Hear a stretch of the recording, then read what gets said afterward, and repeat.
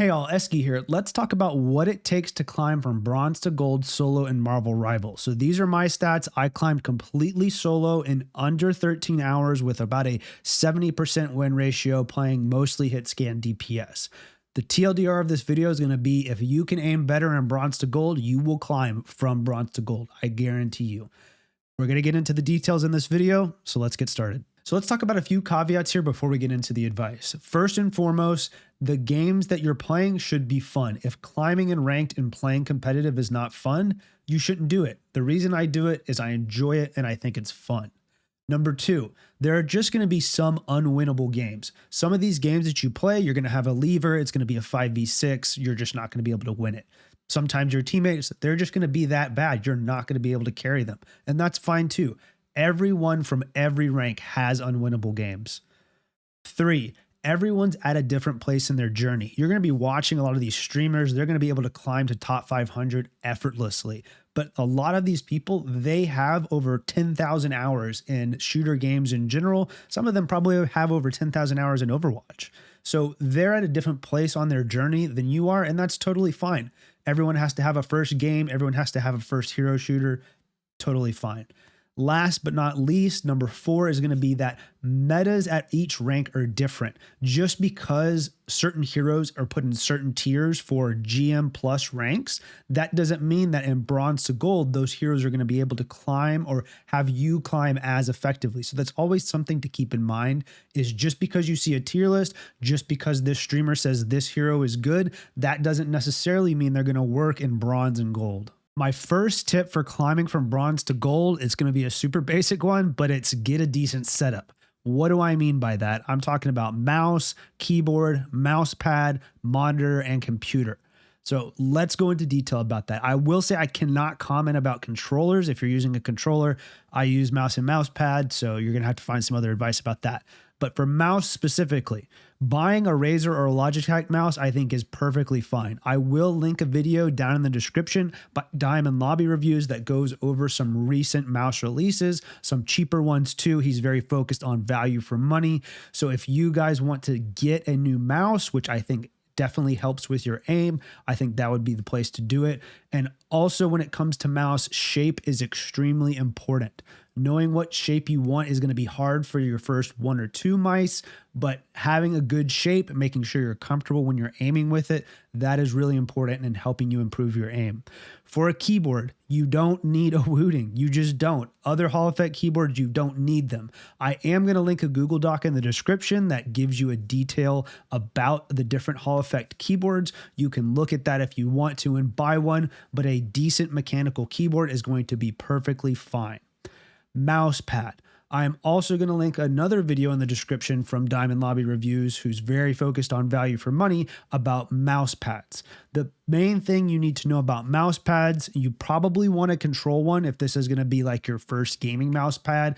And the second thing is you're probably going to want a mouse pad that's about 40 centimeters by 40 centimeters roughly. It needs to be pretty, decently sized so that when you choose the right sensitivity for you, you're going to have enough space to move your mouse around.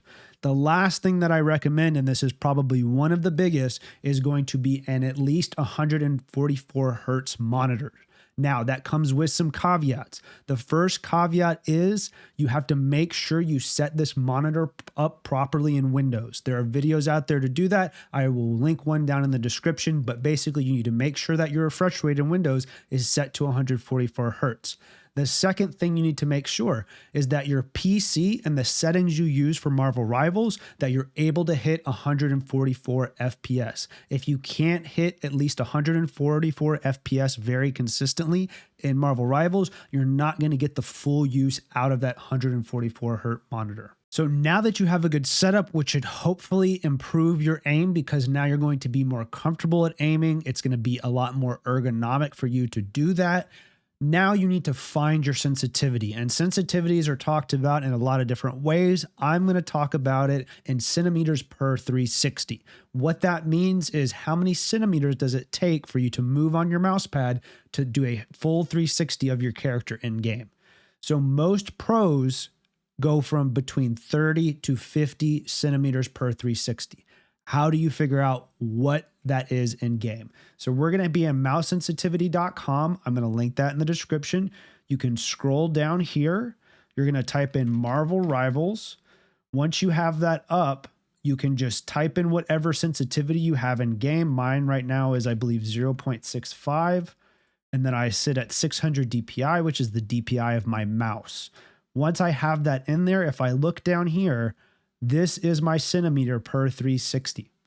So that is what you need to do to figure that out. And you can change it around, play with it. You know, I would say anything between 30 and 50 should feel comfortable on a good setup. And I recommend you guys play around with it until you feel comfortable on whatever sensitivity you've chosen. So now you have your setup and now you've chosen a sensitivity that feels comfortable for you. The next steps in my mind are going to be just putting time into the game.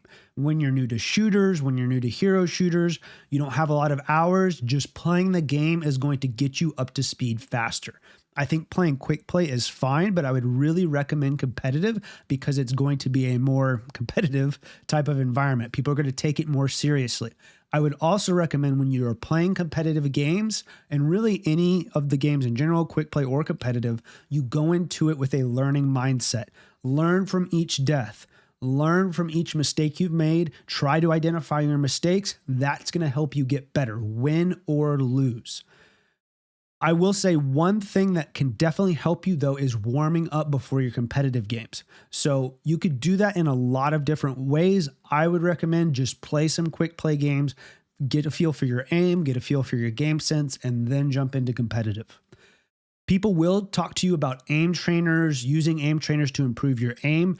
I'm actually a big advocate for that. I think aim trainers are great. They have helped me a lot. I have a ton of hours on Kovacs. But early on, when you're just trying to get your setup right, get your sensitivity right, get better at Marvel Rivals, you just want to put time into the game. I don't think aim trainers are going to be that useful for you early on. Once you reach the next level, though, I do think aim trainers are going to be great, and I will talk about them in an upcoming video. The only other advice I have for you when learning the game, especially early on, going from bronze to gold, is I really think you need to narrow your hero pool and choose one role. This might be a little bit controversial. I know there's a lot of controversy around people just insta-locking DPS, insta-locking heroes, doing all that. But if you want to climb, in my opinion, I really think you need to narrow your hero pool, choose 3 heroes that have a similar style of aim. The 2 aim styles in Marvel Rivals are going to be hit scan or projectile. Hit scan heroes are heroes like Psylocke, Punisher, Hela. When you click your mouse, you're going to hit something. The other type of aim is projectile. Those type of heroes you'll see are like Namor, Hawkeye. Sometimes you'll have to lead targets a lot more so that the projectile will reach them at the right time. So narrow your hero pool, choose about 3 heroes to main, pick a similar type of aim style, either hit scan or projectile, and choose one role and just play that. Spam games with that and learn the inside and out of those roles, of those heroes. I hope that some of this advice helps you guys. If you have any questions about it, please let me know down in the comments. I'm happy to answer them. If you watched all the way through, thank you so much for watching. If you enjoyed it, please hit that like button. It really helps the channel out.